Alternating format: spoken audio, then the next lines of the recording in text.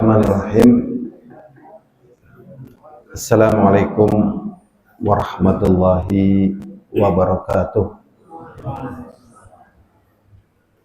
Alhamdulillah, wassalatu wassalamu ala rasulillah wa ala alihi wa ashabihi wa man tabi'ahum bi ihsanin ila yaumiddin wa ba'd. Intinya kita harus bersyukur kepada Allah karena kejelasan tauhid, kejelasan kita menghambakan diri kepada Allah adalah kejelasan yang senantiasa dijaga oleh Allah SWT,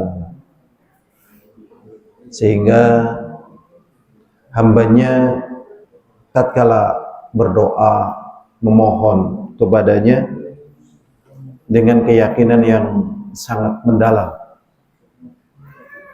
Kemudian salawat dan salam semoga senantiasa tercurah kepada junjungan kita Nabi besar Muhammad sallallahu alaihi wasallam yang telah menjelaskan tauhid, mempraktekannya pagi, siang, sore dan malam, dan dalam keadaan la yakhafuna laumata laim, dalam keadaan tidak takut celaan dari orang-orang yang mencela, sehingga terbitlah cahaya yang menyinari timur dan baratnya. Yakhrujuna minadh-dhulumati ilan nur, yang mengeluarkan dari kegelapan syirik, kegelapan tidak mengikuti petunjuk, kegelapan bermaksiat, menuju cahaya tauhid, cahaya sunnah, dan cahaya ketaatan kepada Allah SWT dan mengikuti petunjuk Rasulnya. Insyaallah dalam kesempatan kita kali ini, di waktu yang ada, saya berusaha untuk menyampaikan materi yang tatkala kita belajar membutuhkan waktu yang lama. Mungkin ada yang setengah tahun, ya, atau mungkin lebih, begitu ya, tergantung situasi dan kondisinya. Ya. Tapi kita ingin menyuguhkan dalam waktu yang singkat. Al-hadirun azani wa azakumullah. Ya, kalau nggak salah judulnya pembekalan tauhid dan 3 pondasi pokok agama, kalau nggak salah, seingat saya. Dalam kehidupan setiap individu, di dalamnya kita masing-masing ada 4 komponen yang tidak boleh lepas dari setiap individu kita. Nah, ini namanya wajib, namanya ilzam, harus. Jadi kalau kita kerjakan dapat pahala, kalau kita tidak kerjakan berdosa. Dan ini asasi. Yang pertama adalah wajib kita berilmu. Yang kedua, wajib kita beramal. Yang ketiga, wajib kita berdakwah. Yang keempat, wajib kita bersabar. Kemudian yang dimaksud dengan ilmu, ya, yang dimaksud ilmu adalah mengenal Allah, mengenal Rasulnya, dan mengenal agama Islam dengan dalil-dalilnya. Ini yang namanya ilmu. 3. Ya. Nah, dari 4 komponen ini, dalil yang dipakai adalah firman Allah Subhanahu wa taala di dalam surat Al-Asr. Allah SWT mengatakan wal 'asr innal insana lafi khusr illa alladzina amanu wa 'amilus shalihat wa tawasaw bil haqqi wa tawasaw bis sabr. Demi masa. Allah bersumpah dengan makhluknya, yaitu masa. Dan ini boleh bagi Allah. Tetapi bagi selain makhluknya, bagi selain Allah, yaitu makhluknya, tidak boleh bersumpah kecuali dengan Allah saja. Allah bersumpah dengan masa. Ini menunjukkan bahwasanya memang ya masa ini sesuatu yang agung dan kita tidak pernah bisa lepas dari yang namanya masa, dan kita dalam lingkupan masa demi masa. Kemudian Allah SWT mengatakan sungguh-sungguh, sungguh-sungguh. Jadi betul-betul ya, sungguh-sungguh, sungguh-sungguh gitu. Yang namanya manusia berarti pasti. Pasti ini ya manusia. Manusia dari individu, keluarga, masyarakat, bangsa, negara, begitu. Obila, pokoknya namanya manusia. Dan di dalamnya juga jin. Ya, di dalamnya juga apa? Jin. Karena jin juga disebut dengan nasun. Nasun itu artinya manusia dan jin. Manusia itu ins. Ya. Jin, al-ins wal jin, maka disebut nas gitu. Sesungguhnya yang namanya manusia sungguh-sungguh dalam kerugian. Jadi semuanya rugi. Ya, yang menyatakan adalah Allah. Tetapi di antara orang-orang yang dikatakan oleh Allah SWT betul-betul rugi, ada yang dikecualikan. Illal ladzina amanu, kecuali orang yang beriman. Nah, untuk bisa iman harus dengan ilmu. Karena Rasulullah SAW memiliki iman itu juga dengan diberi ilmu. Jadi kalau tidak dengan ilmu, ya Rasulullah tidak tahu iman. Allah mengatakan ma kunta tadri mal kitab walal iman, begitu. Dan selanjutnya dari ayat. Tadinya engkau wahai Nabi tidak tahu isi kitab itu apa. Iman itu apa, begitu. Walakin jalnahu nuran nahdi bihi man nasya'u min ibadina wa innaka latahdi wa innaka ya latahdi ila siratal mustaqim. Jadi iman. Illal ladzina amanu, kecuali orang-orang yang beriman. Ini yang tidak rugi. Ya, berarti bisa iman ya harus kenal Allah, kenal Rasulnya, kenal dalil-dalilnya, begitu. Ya, ilmu tadi. Berikutnya setelah iman, wa amilus shalihat, beramal soleh, berarti berilmu, beramal.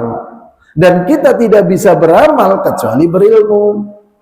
Sehingga kalau kita pengen amalannya banyak, ilmunya harus banyak.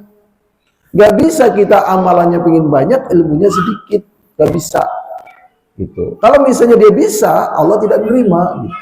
Karena amalan itu dengan kehendak Allah, dari petunjuk-petunjuknya seperti ini, dari Al-Quran dan As-Sunnah, bukan dari cipta rasa dan karsa, bukan dari hasil semedi, dari wangsit, bukan, tapi dari petunjuknya si pembuat, ya, pembuatnya yaitu Allah SWT. Illal ladzina amanu, kecuali orang yang beriman, wa amilus shalihat, ya, berarti berilmu, beramal. Berikutnya, wa tawasau bil haqqi, berdakwah. Wa tawasau bis sabar. Sehingga ini 4 komponen. Tidak boleh orang yang penting saya ngaji, tapi saya nggak dakwah, nggak bisa. Yang penting saya dakwah walaupun ilmu sedikit, nggak bisa, harus ganti dulu. Yang penting kan saya bersabar, nggak bisa juga. Jadi ini terus begitu. Jadi dakwah itu ya sebagaimana amalan-amalan puasa, sholat, gitu. Berilmu, beramal, berdakwah, itu rentetan. Kemudian melihat ayat ini, ada ucapan yang terkenal dari ucapannya Al-Imam Asy-Syafi'i. Ini ucapan yang benar, ya, karena ada ucapan yang keliru yang disadarkan kepada Imam Syafi'i, tapi mirip dan populer. Ucapan yang benar begini: lau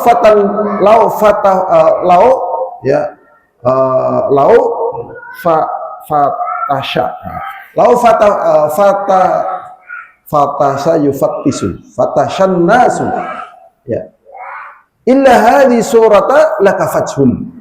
Ini ucapan yang benar. Jikalau manusia mengamati Ayat ini saja, ini cukup sebagai bekal kehidupan di dunia ini. Jadi hidup di dunia ini dari A sampai Z, intinya cuma itu. Tapi kalau yang terkenal, yang populer dari ucapan Imam Syafi'i, tapi ini kurang tepat ya, yaitu lauma anzalallahu hujjatan ala khalqi illa hadhi surata lakafathum. Jikalau Allah SWT tidak menurunkan di dalam Al-Quran kecuali hanya surat ini saja, ini cukup. Nah, ternyata ucapan yang populer ini tidak begitu sahih ke Imam Syafi'i. Jadi ini 4 komponen ya yang harus dimiliki oleh setiap orang: berilmu, beramal, berdakwah, kemudian sabar. Sedangkan ilmu adalah mengenal Allah, mengenal Rasulnya, kemudian mengenal dalil-dalilnya. Berikutnya al-hadirun a'azani wa a'azakumullah. Di sini termasuk perkara yang dalam kategori ilmu. Perkara yang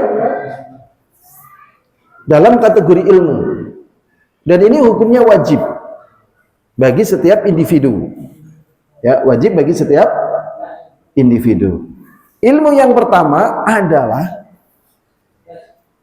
annallaha khalaqana wa razaqana wa lam yatrukna hamala. Ini ilmunya, ilmu yang pertama, ya.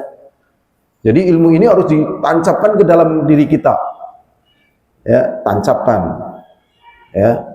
Ilmu yang pertama adalah sesungguhnya Allah Subhanahu wa taala yang menciptakan kita, khalaqana. Jadi yang menciptakan kita siapa? Allah. Bukan jin, bukan harta, bukan kedudukan, bukan jimat, tetapi siapa? Allah. Sekian kali manusia diingatkan yang demikian itu, tetapi tawakalnya sering kepada selain Allah. Aku ingin dongane kurang lah, ya, jimatnya kurang ampuh lah, gagal yakin jan anu kayaknya menyane kurang lah, ora dadi, ya, dupane kurang gede, papane kurang suwe lah, ora dadi gitu. Nah, ini sudah pemalingan. Jadi yang pertama, anallaha khalaqana, sesungguhnya Allah yang menciptakan kita. Dan Allah yang memberikan rezeki kepada kita. Jadi Allah sudah menciptakan kita, plus dengan hikmah dan ilmunya Allah, Allah memberikan rezeki kepada kita. Jadi yang menyempitkan rezeki itu bukan Allah, tetapi manusia dengan kerakusannya dan juga dengan kedunguannya, dengan rakus dan dungu. Padahal rakus sumbernya juga karena dungu, ya, dungu melahirkan rakus. Ya, ini pembahasannya di ilmu pendistribusian rezeki. Jadi kadang rezeki kan dicekeli baik gitu ya, ya akhirnya ya terjadi ketimpangan, ya, memang harus didistribusikan, ya, didistribusikan sedekah dan sebagainya, ya. Itu sudah, kita kembali ke sini aja. Walam yatrukna hamala, dan kita tidak ditinggalkan begitu saja. Maksudnya tanpa larangan dan tanpa perintah. Bahkan Allah SWT menurunkan Rasul dengan membawa larangan dan perintah. Barang siapa yang taat kepada Rasul maka dia akan selamat, dan barang siapa yang bermaksiat kepada Rasul maka dia akan, ya, akan dimasukkan ke dalam neraka. Ini poin pertama. Poin yang kedua dari bagian ilmu yang harus kita miliki, ya. Poin yang ketiga, ya, poin yang kedua. Yang kedua adalah ini yang kedua, ini yang harus kita ketahui, ya, dari ilmu. Sesungguhnya Allah SWT tidak ridho diperlakukan dengan syirik. Ya, Allah tidak ridho, ya, tidak ridho diperlakukan dengan syirik.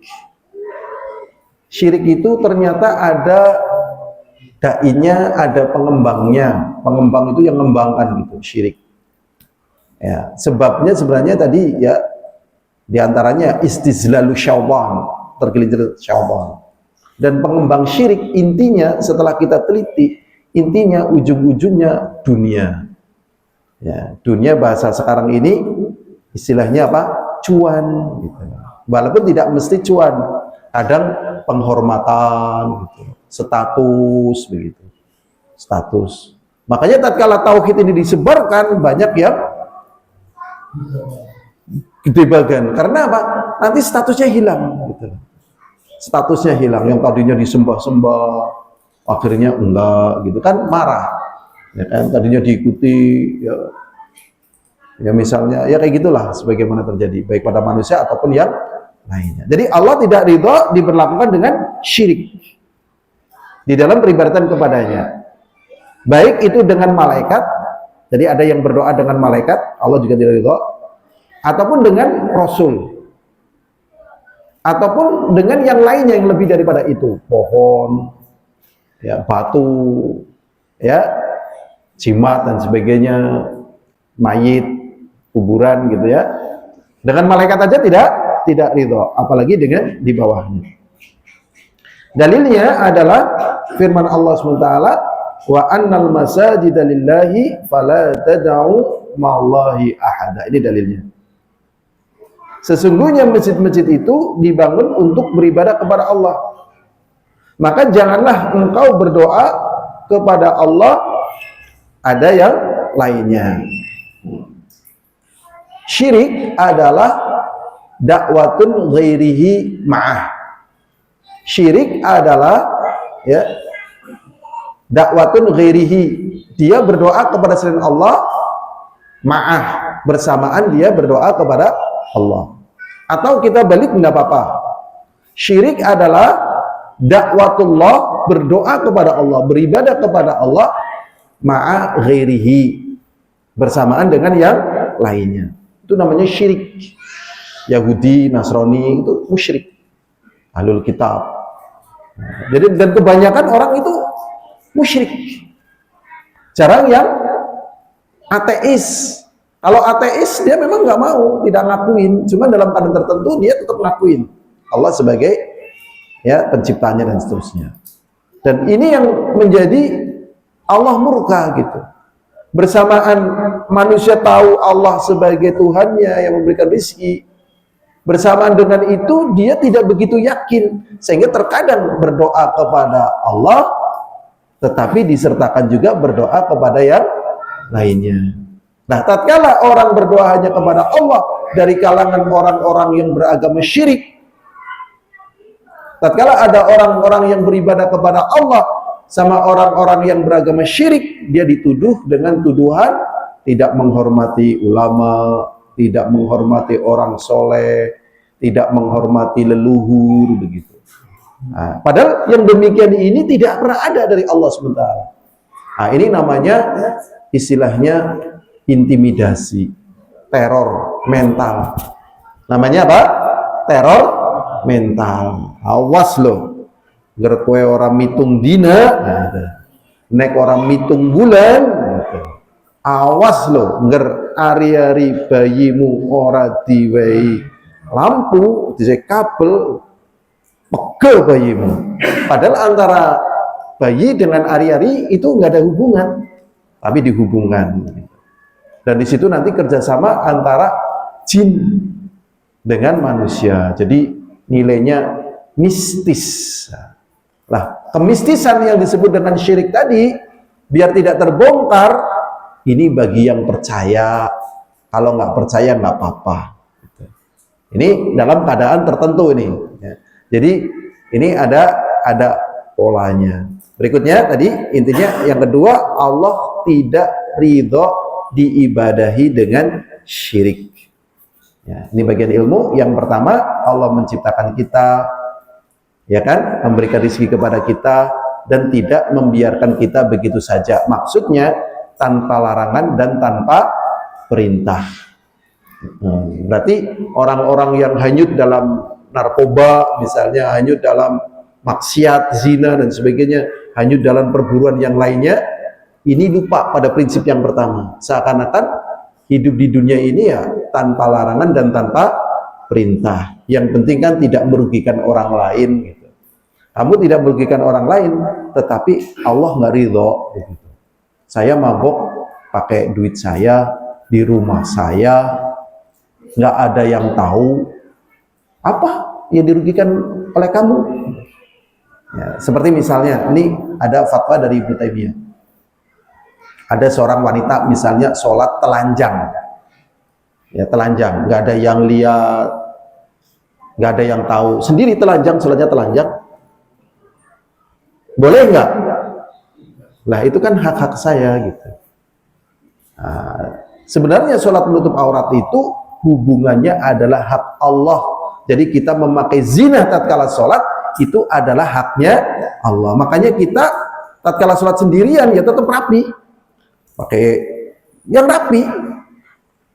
Jangan sampai kita kalau di masjid rapi, kalau sholat sendirian karo kaos Jupiter sing wis bolong, ya kan? Masih ada kaos Jupiter yang sing bolong, menembae dan sebagainya, ya kan? Nah, kayak gitu. Rukunya ya setengah tahun urung dikumbah, gitu kan? Jadi ruku putih, jadi warna ireng, gitu kan? Nah ini nggak boleh. Itu karena haknya Allah. Sudah. Jadi ini hubungannya dengan Allah. Kemudian yang ketiga, ya ini termasuk daripada bagian ilmu, yaitu harus mengenal siapa kawan, siapa lawan. Kawannya adalah orang-orang yang diridhoi oleh Allah dari kalangan orang-orang yang bertauhid. Lawannya adalah orang-orang yang melawan Allah dan meninggalkan Allah. Ini yang disebut dengan al-wala wal bara. Al-wala artinya setia, membela, mendukung, bersama. Bara artinya berlepas diri, pemutusan hubungan, tidak mendukung, tidak membela. Nah ini harus demikian itu, karena apa? Orang-orang yang mentaati Allah adalah orang-orang yang mengikuti apa yang ditujukan oleh Allah. Sedangkan orang-orang yang berbuat syirik, mereka adalah orang-orang yang meninggalkan Allah, menyekutukan Allah. Sehingga kalau ini tidak diputuskan, maka tauhid seseorang itu tidak diterima oleh Allah Subhanahu wa ta'ala. Ini yang ketiga. Angel apa abot? Angel apa abot? Abot ya, angel ya. Di sini ada dalilnya ini. Angel apa abot? Ya, angel ya abot. Ngobrol sedikit nggak apa-apa ngajinya ya. Nah, ngobrol sedikit nih. Saya ingin nanya nih sama antum semuanya. Sebenarnya hidup ini ringan apa berat? Hidup ini loh. Berat ya? Perjuangan. Tapi betul memang hidup ini berat. Hidup ini berat. Maksudnya berat bagaimana? Maksudnya berat tatkala kita sudah meringankan beban kita, yang itu bukan ada hubungannya dengan kita, itu kita tetap berat. Ya, tetap berat. Kan kita sering terjatuh perkara-perkara yang memberatkan kita, ya, yang gak ada hubungannya dengan kita.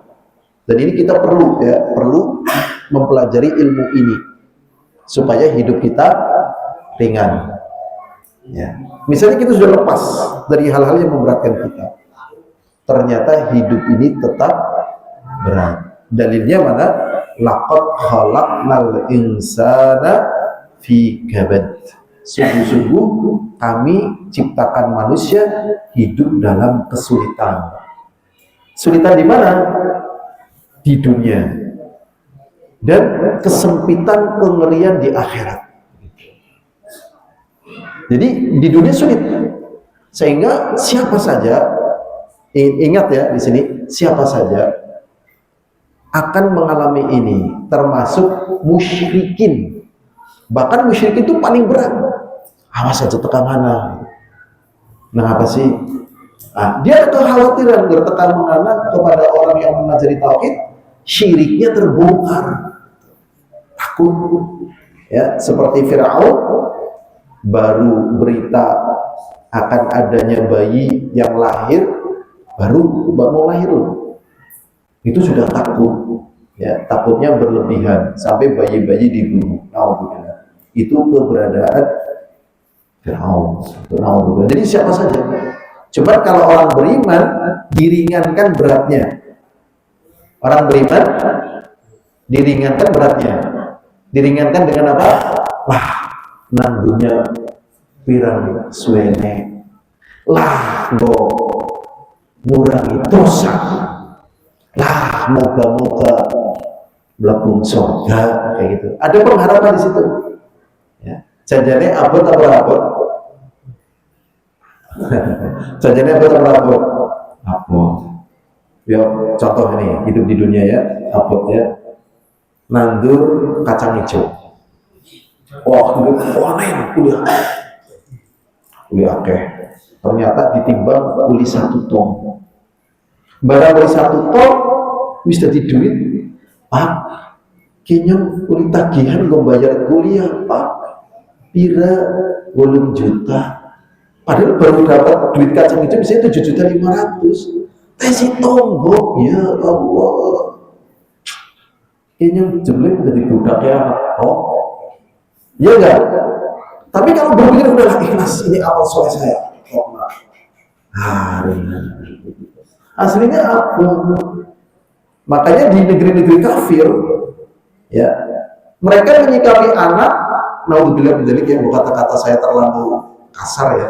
Mereka menyikapi anak yang kayak pitik atau kayak kewan kan enggak. Jadi di negeri kafir itu pada ceker deret gitu. Di negeri kafir di Amerika dan sebagainya. Bahkan orang-orang Amerika kalau perempuan gitu ya, mau ngatur nih perempuan, Pak, saya sudah nikah Pak. Oh iya sudah bagus gitu. Jadi kalau sudah nikah baru ngabarin gitu. Ngabarin gitu. Naudzubillah min dzalik. Saya hewan gitu. Astagfirullah. Ini bujur-bujurnya. Ini makanya kembali pembahasan yang demikian ini penting supaya pembahasan tauhid ini penting supaya jungkir wali ke menungsa nang dunia iye ana nilainya gitu. Kalau enggak ya bisa mumet yang dibalut dengan kemewahan. Kalau enggak, apa tadi judulnya? Mumet yang dibalut dengan apa? Kemewahan. Mewah tapi isinya mumet.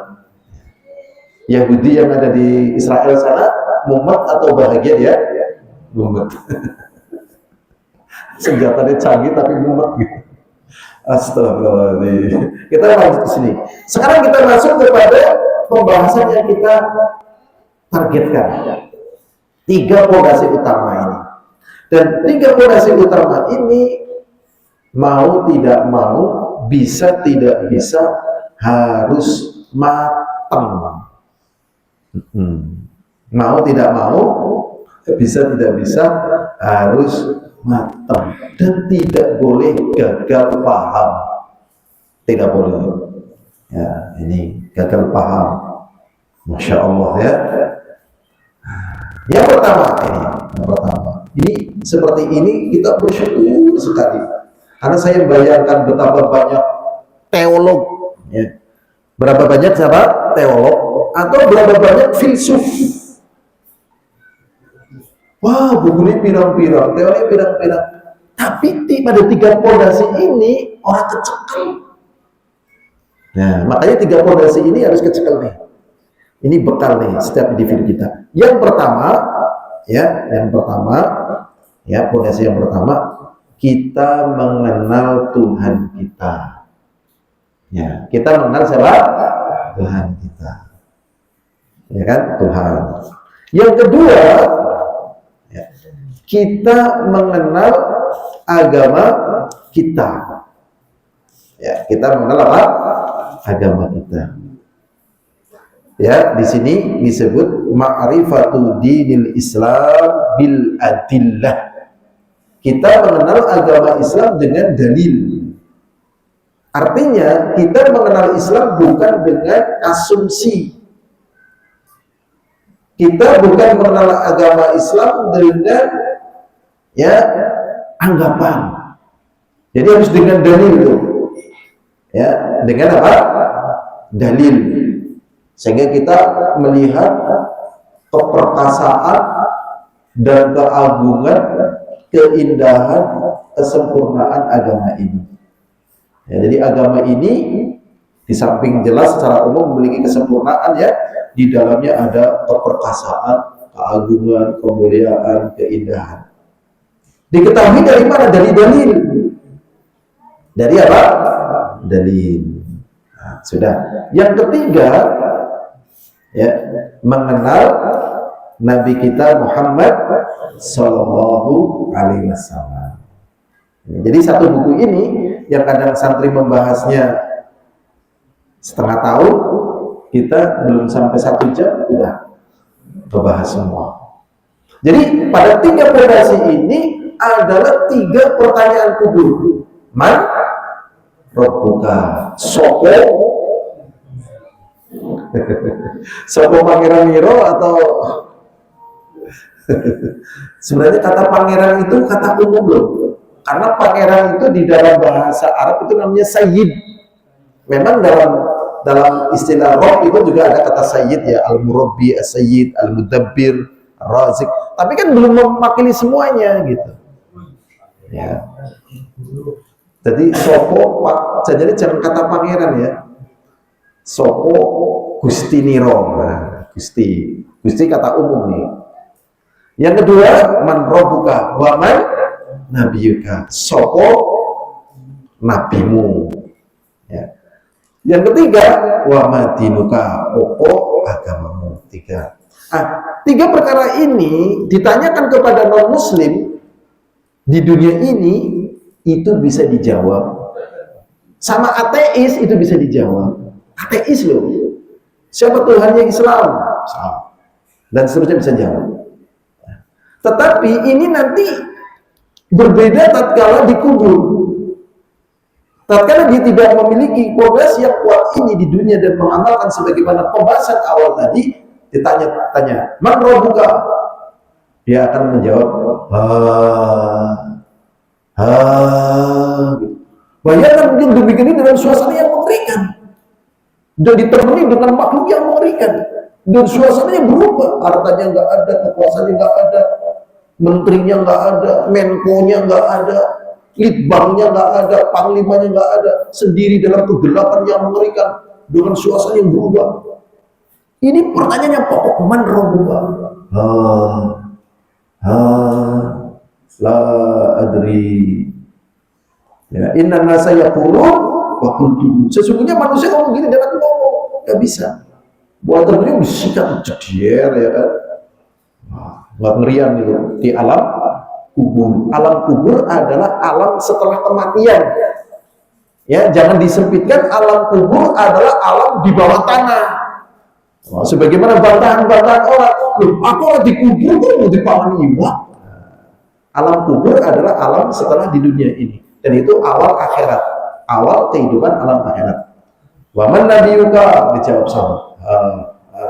Madinuka, udah kalau kayak gitu langsung, ya, kekal untuk selamanya. Naudzubillah min dzalik, dalam siksa yang sangat mengerikan. Nah, berarti ilmu ini adalah ilmu pokok. Nah, sehingga tidak bisa setiap individu kecuali menguasai ilmu ini. Baru setelah ilmu ini dikuasai, baru dibangun ilmu-ilmu yang lainnya, rumah tangga sakinah, ya, terus sampai mungkin pembahasan alusista misalnya, iron dome misalnya, terus dibangun di atas ini dulu. Kalau tidak dibangun di atas fondasi ini, Allah Subhanahu wa Ta'ala mengatakan, afaman assasa bunyanahu ala taqwa minallah kaman assasa bunyanahu ala syafa jurfin harin fanhara bihi fi nari jahannam. Jadi Allah SWT mengatakan, apakah sama orang yang membangun bangunannya di atas, ya, di atas takwa dan keridhaan Allah, dengan orang-orang yang membangun bangunannya di atas tanah longsor, ala jurufin harin, di atas tanah yang longsor. Bayangkan membangun tanah yang longsor, ternyata longsornya bukan ke jurang, tetapi longsornya ke belakang. Sudah. Sebelum kita lanjutkan, sebenarnya ilmu yang kita bahas penting atau tidak penting? Sangat penting, satu. Yang kedua, dasar atau puncak? Dasar. Dasar. Jadi setiap individu tahu. Jadi kita sebelum belajar ilmu nyuntik misalnya ya, nyuntik kebo, nyuntik sapi, nah ini belum belajar anestesi, ini dulu. Ini penting. Tapi qadarullah masyafa'al, waktu kecil kita diajarinya naik-naik ke puncak gunung, ya kan? Dan seterusnya. Jadi nggak dikenalin tauhid, ini berbahaya. Kita lanjut sekarang. Nah, kita masuk kepada pembahasan. Di sini, ya, apabila engkau ditanya, siapakah Tuhanmu? Jadi apabila engkau ditanya, siapakah Tuhanmu? Maka jawablah, Tuhanku adalah Allah yang telah menciptakan aku, telah menghidupkan aku, memberikan rezeki kepadaku, ya, mengatur, mematikan, ya. Wa rabb jami'al alamin bi ni'amihi, dan Allah lah yang telah melakukan itu semuanya dengan nikmatnya. Ingat, Allah menghidupkan, mematikan, mengadakan kita dan seterusnya tadi, ya, dia sebagai Rabb, sebagai Tuhan, itu dengan nikmatnya, ya. Jadi kita hidup di dunia ini nikmat, kita ngaji nikmat, kita bernafas nikmat, ada tumbuh-tumbuhan nikmat, ada air nikmat, semuanya dengan nikmatnya. Dalilnya adalah firman Allah SWT, Alhamdulillahi Rabbil Alamin. Segala puji bagi Allah, Dia adalah Rabb, Tuhan seluruh sekalian alam. Nah, kita ada kata-kata yang terlepas, ya.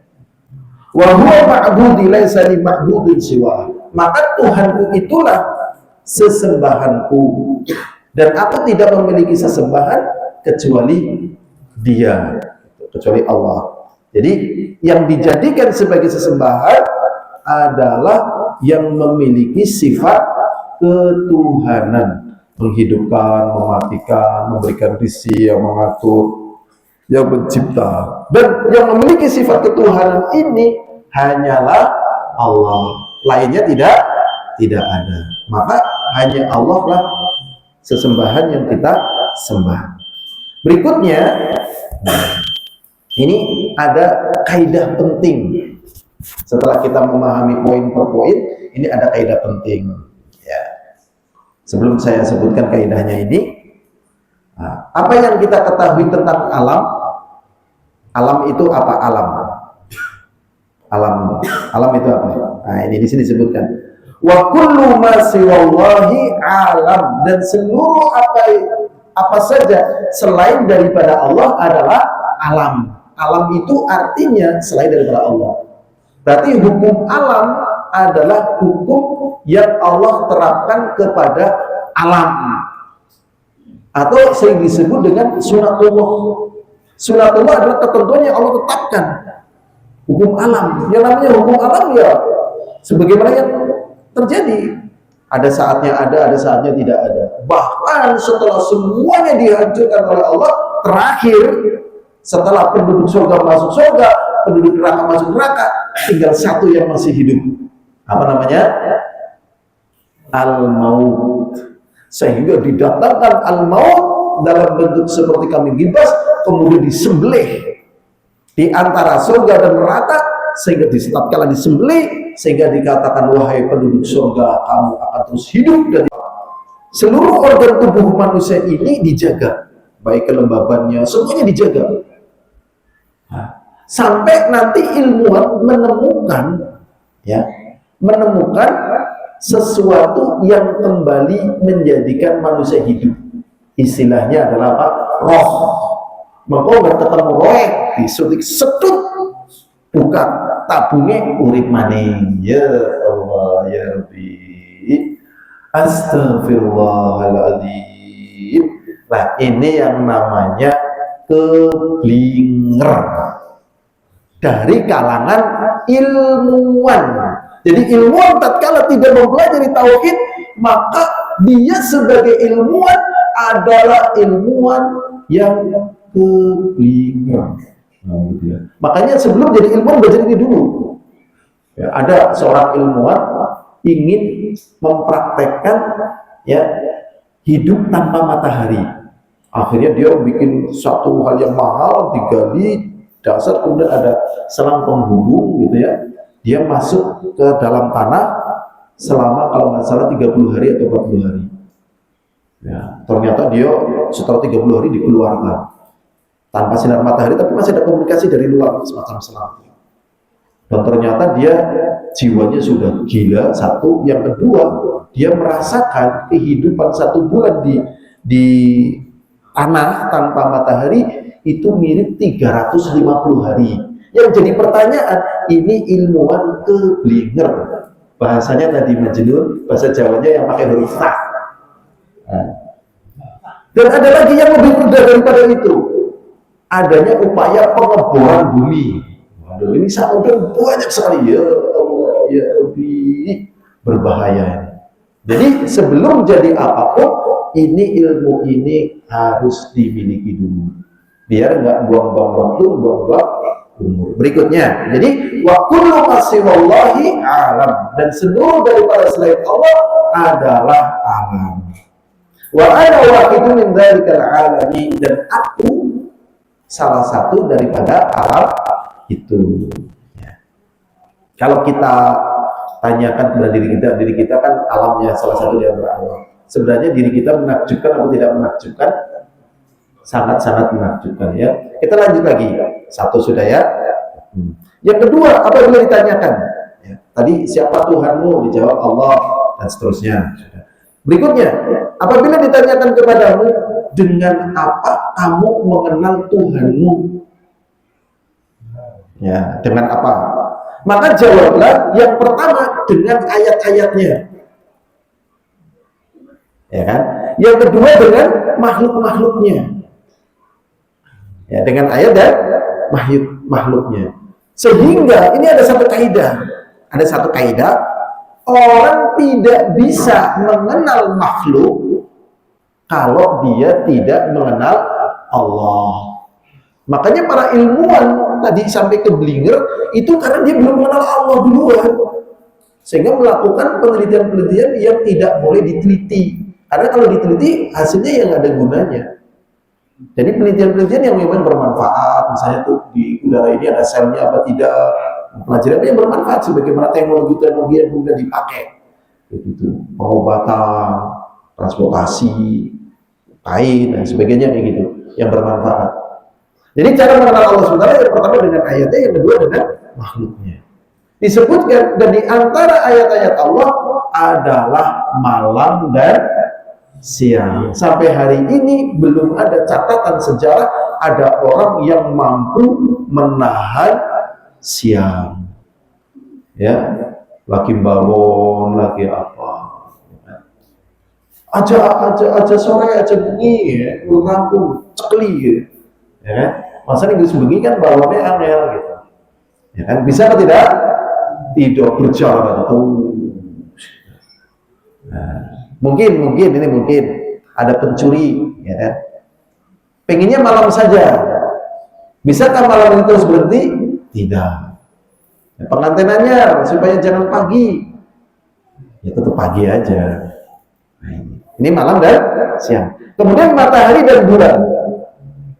Ya, matahari dan bulan ini termasuk daripada ayat Allah. Dan termasuk dari makhluk-makhluk Allah adalah langit yang 7. Nah, kita belum pernah dengar dari hasil penelitian, ya, antariksawan, geologi dan sebagainya, mereka menyebut langit yang 7. Karena memang zahirnya kita berada pada langit yang pertama dengan tata surya yang belum terungkap. Ya kan, tata suryanya kan belum terungkap, ya kan? Ya sebagian kecil dikenal lah, ya bumi, matahari, bulan. Ada istilah-istilah yang itu sebenarnya bukan dari istilah kita, tapi dari nama-nama dewa. Mars, Jupiter, Venus gitu. Itu nama-nama dewa. Ya. Saturnus itu nama-nama dewa. Gemini, Sagittarius. Makanya zaman dulu istilahnya rasio bintang Anda ya. Apa? nasi bintang Anda, asmara, memuncak, ya. Tapi jangan melakukan ini, usaha jangan yang bertanya dengan api. Pada perkara ini kok akan gagal, tinggal kena teman yang begini. Bisnis lancar, asal begini-begini. Nasib bintang Gemini, ya, asmara akan mengalami beberapa gangguan dan sebagainya ini. Hindari ini, maka asmaramu akan baik. Ekonomi begitu. Ini khurafat, ya, khurafat. Masih suka baca atau tidak? Kita lanjut ya. Langit yang 7, kemudian bumi yang 7. Bumi itu ternyata 7, sehingga surga di atas langit yang 7, neraka di bawah bumi yang 7. Penduduk surga lihat penduduk bumi, penduduk surga lihat penduduk neraka tidak bisa melihat penduduk surga. Nah, bayangannya gimana? Ya nggak bisa dibayangkan, karena ini ranahnya iman. Ya. Dan apa yang ada di bumi dan apa yang ada di antara keduanya. Dalilnya dari penjelasan itu adalah firman Allah Ta'ala, wa min ayatihil lailu wan nahar, dan dari ayat-ayat Allah adalah malam dan siang. Dan ini menakjubkan malam dan siang, matahari dan bulan, ya.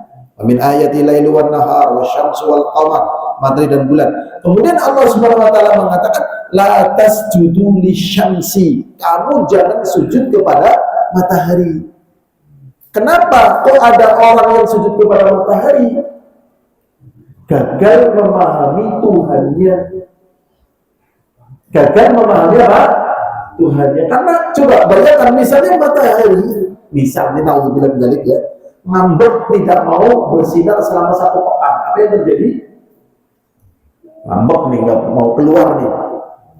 Wah, pabiannya orang kering, pikniknya pada mati gitu. Karena kita membutuhkan apa? Panas, ya, untuk tanaman, untuk diri kita. Gelap kayak gitu mereka, ya. Nah, ini matahari, bulan, ya kan? Maka jangan sujud kepada matahari. Jadi ada orang yang menganggap matahari itu adalah Tuhannya. Waladil qamari, dan jangan pula sujud kepada bulan. Jadi ada yang menganggap bulan itu sebagai Tuhannya. Bahkan ada yang menganggap kemaluan wanita adalah Tuhan. Ya. Jadi di Iran, ya, itu ada sekte yang menyembah kemaluan wanita. Kenapa? Karena manusia keluarnya dari mana? Kemaluan wanita. Akhirnya disembah di situ, sehingga terjadi, ya, banyak sekali kejahatan perzinahan, ya, dengan anaknya, dengan bapaknya, dengan ibunya, dengan adiknya, gitu. Nah, itu naudzubillah min dzalik, kesalahan di dalam mencari Tuhannya. Jangan sujud kepada matahari, bulan. Kalau di Inggris ada yang menyembah tikus putih. Nah, kalau di Eropa ini, mungkin di Indonesia juga ada, mungkin namanya lainnya. Ya, kalau di Eropa namanya naturalis. Naturalis dalam bahasa akidah namanya tabi'iyah. Aliran apa? Tabi'iyah. Translate-nya ke bahasa real di kehidupan namanya naturalis. Naturalis itu artinya semuanya itu terjadi dengan natural, secara alami. Bulan, gunung, hutan, sungai, ya, dan yang lainnya terjadi secara natural, secara tabi'iyah, secara alamiah, betul. Sehingga dari aliran naturalis ini supaya lebih dekat dengan alam, dan itu sebagai proses kejadiannya, sehingga ada dirinya secara natural, secara alami. Jadi adanya kita itu secara alami, begitu, alamiah, natural. Biar dekat dengan alam secara natural, akhirnya mereka melepaskan pakaian mereka telanjang bulat.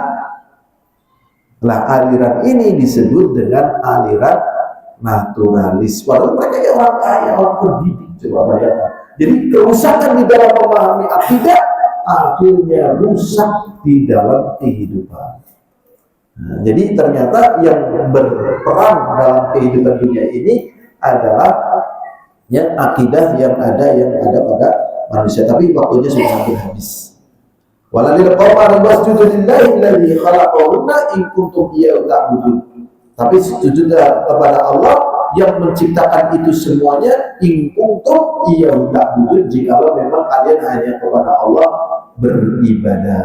Makanya tadi hubungannya kita mengenal Tuhan kita, mengenal alam, untuk menetapkan ibadah hanya kepada Allah. Karena selain Allah adalah alam, dan keberadaan kita, asbab dan keberadaan kita adanya dari Allah, bukan dari alam. Semua yang kita lihat adalah makhluknya. Dari makhluk-makhluk itu kita mengenal penciptanya. Nah, sehingga Allah, ya, setelah manusia dikenalkan dengan makhluk-makhluknya, ada siang dan malam, ada matahari dan bulan yang besar-besar tersebut, kemudian Allah perintahkan kita menyembah kepada penciptanya, bukan kepada yang kita anggap besar itu tadi, matahari, bulan, siang, dan malam. Ini saja yang bisa kita sampaikan. Semoga bermanfaat, semoga bercokol di dalam hati kita, dan semoga timbul rasa cinta dan takdim kepada Allah, dan bersyukur dengan apa yang Allah ciptakan. Jadi kita taklimnya kepada siapa? Allah. Maka ada orang yang mengatakan begini, ini pelajaran penting ya. Tatkala dia melihat, ya, yang sering ini di masyarakat, melihat misalnya wanita yang sangat cantik, misal ini buat misal, maka orang itu mengajari begini, subhanallah, maha suci Allah yang telah menciptakan wanita ini dengan cantik. Ya, kadang kan orang terpaku dengan apa? Kecantikannya, ya kan? Walaupun yang benar ucapannya bukan itu. Ucapannya adalah Allahumma barik. Ya, semoga Allah memberkahi. Wallahu a'lam bishawab. Walhamdulillahirabbil alamin. Assalamualaikum warahmatullahi wabarakatuh.